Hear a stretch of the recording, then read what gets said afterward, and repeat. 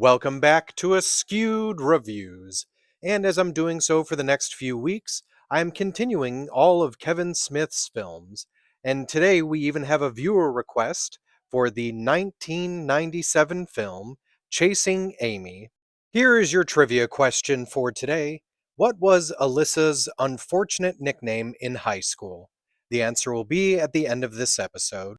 So our film starts off at a comic book convention where we get to meet two of our main characters, Holden McNeil and Banky Edwards, who work together to make a comic book series called Bluntman and Chronic. And those characters are based off of two individuals that Banky and Holden know, which you, of course, probably have figured out are Jay and Silent Bob. So Banky and Holden go and hang out with one of their other friends named Hooper that also does his own comic book series called White Hating Coon.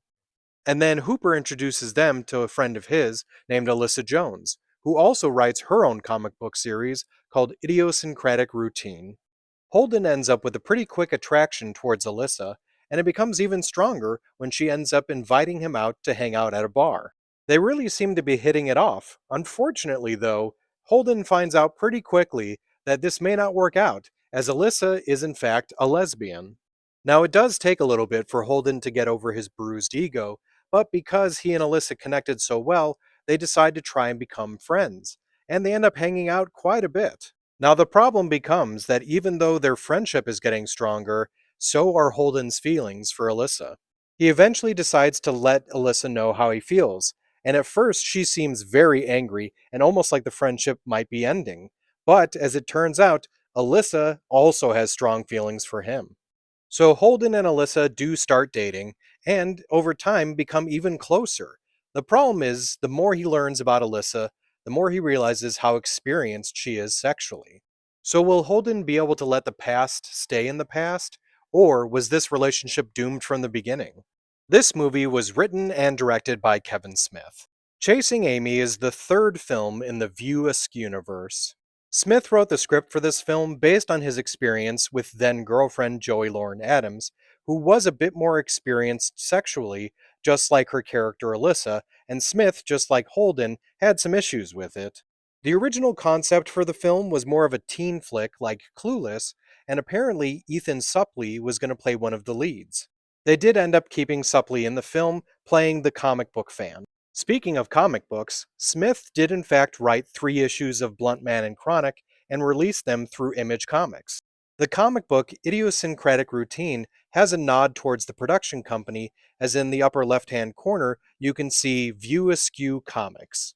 Kevin Smith's original plan was to just do 3 films that he was going to call the Jersey Trilogy. But when Smith ended up deciding to write in the characters of Jay and Silent Bob into Dogma, he decided to continue the Askewniverse. Chasing Amy not only was filmed, but also takes place in New Jersey and New York. Miramax did not like Kevin Smith's casting of Ben Affleck, Jason Lee, and Joey Lauren Adams as the 3 main characters. They were pushing for more mainstream actors like Jon Stewart, David Schwimmer, and Drew Barrymore. So Smith told them that for the time being, he would produce the film with his actors, and if Miramax ended up liking it, they could buy the distribution rights, which they did. This was Ben Affleck's first leading role. Jason Lee actually enjoyed acting so much while doing Mallrats that he gave up his professional skateboarding career to continue doing film. The song that Joey Lauren Adams sings in the bar was written by her, and it was originally written as a country song. It was Smith who ended up talking her into changing it a little bit for the film. Chasing Amy is the View Askewniverse film with the least amount of screen time for Jay and Silent Bob. Apparently, Kevin Smith states that during the entire scene with Jay and Bob, that Jason Mewes was high on cocaine. There are quite a few familiar and new faces to the Askewniverse in this film. This comic book fan that's giving Banky a hard time is played by Scott Mosier, who is the producer for most of the View Askew films. The guy next to him is Casey Affleck, who is not only Ben Affleck's brother, but would go on to have his own film career. Brian O'Halloran, who played Dante Hicks in Clerks and quite a few characters in other View Askew productions, plays one of the executives, while the other one is played by Matt Damon, who makes his first appearance in the View Askew universe, but would appear many times afterwards. Both of Kevin Smith's close friends, Brian Johnson and Walter Flanagan, did appear in the film, but that scene was cut, and you can still see it as a deleted scene on DVD extras. Although Flanagan's name does still appear in the film, though, as that's apparently the name of the company that is hosting the Comic Con. Another actor that shows up in almost everything View Askew, Ernest O'Donnell, is a bystander.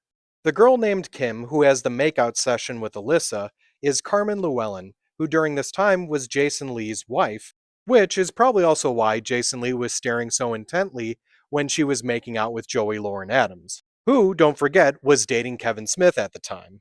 There's also John Willung, who played Coey London, Guinevere Turner, who is Alyssa's friend and is either running the bar or is in charge of the band.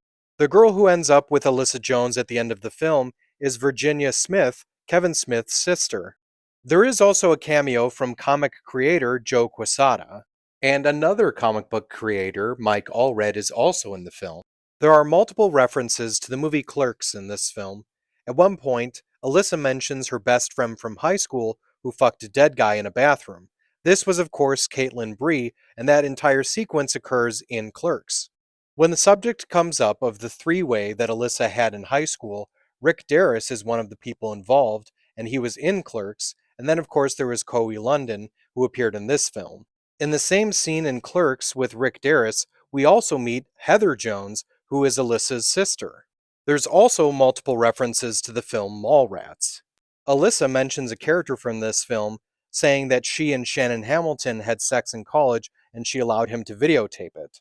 There's also mention of Alyssa's other sister who has written a book. This is actually Trisha Jones from Mallrats, who also had sex on videotape with Shannon Hamilton. There's also a wild choice that they made in this film, as Alyssa mentions that she left prom early to go have sex with Gwen Turner. Gwen is actually the character that Joey Lauren Adams plays in Mallrats. Both Holden and Alyssa reminisce about the Eden Prairie Mall. Banky also has a connection to Mallrats, as he talks about a story in high school where he was having oral sex with a girl and her dad caught him. The girl he mentions is Brandy Svenning, which of course means that her father was Jared Svenning. There's also one final nod to Mallrats. Near the end of the film, when Banky is signing autographs, over the intercom you can hear that a little boy has gotten stuck in the escalator.